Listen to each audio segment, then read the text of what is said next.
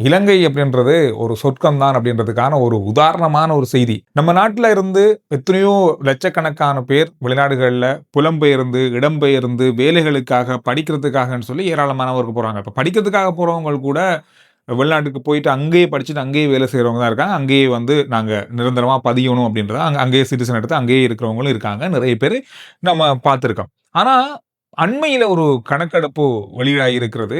இந்த கணக்கெடுப்ப நீங்க கேட்கும்போது ஆச்சரியப்படுவீங்க. அதாவது இந்த என்னதான் நாங்க வெளிநாடுகள்ல இருந்தாலும், கடைசி நேரத்துல நம்ம சொந்த ஊருக்கு வந்து இருக்கிறது போல இருக்காது அப்படின்னு சொல்லி நிறைய பேர் சொல்லுவாங்க. ஆனா, அது உண்மையாகவே நடந்திருக்கு. கிட்டத்தட்ட 20 முதல் 30, 35, 40 வருடங்கள் வெளிநாடுகளுக்கு சென்று வேலை செஞ்சு, பெரிய பெரிய வேலைகள்ல செஞ்சு, இப்ப பெரிய அளவாக ஓய்வூதியம் எடுத்துக் கொண்டிருக்கிறவங்க 2,00,000க்கும் அதிகமான பேர்கள் கடந்த நாட்கள்ல இலங்கையில மீண்டும் வந்து பதிஞ்சு இங்க வாழ ஆரம்பிச்சிருக்காங்களாம். இது உத்தியோகபூர்வமா வெளியாக இருக்கிற தகவல். அதாவது பேர பதிஞ்சிருக்காங்க. திரும்பவும் நாங்க இங்க தான் இருக்கிறோம். இங்க தான் எங்கட பழைய சிட்டிசன வந்து திரும்பவும் புதுப்பிச்சிருக்காங்க.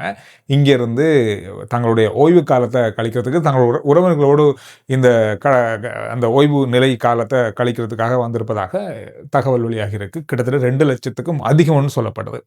இங்கிருந்து போனவங்க தான் திரும்ப இங்க வந்திருக்காங்க அப்படின்றது நல்ல ஒரு சந்தோஷமான செய்திய பார்க்கும்போது. காரணம் என்னன்னு சொன்னா, நிறைய விஷயங்கள் வந்து நம்ம நாட்டுல இருக்கு. இல்லன்னு சொல்ல முடியாது. ஆனா, இப்ப இருக்கிற நமக்கு இருக்கிற பொருளாதாரத்த வச்சு சமாளிக்க முடியாதுன்றது தான் பெரிய ஒரு சவாலே நமக்கு. அதனால தான் நிறைய பேரு வெளிநாடுகளுக்காக வேலைக்காக போய் அங்கிருந்து இங்க இருக்கிற குடும்பத்த பார்க்குறாங்க.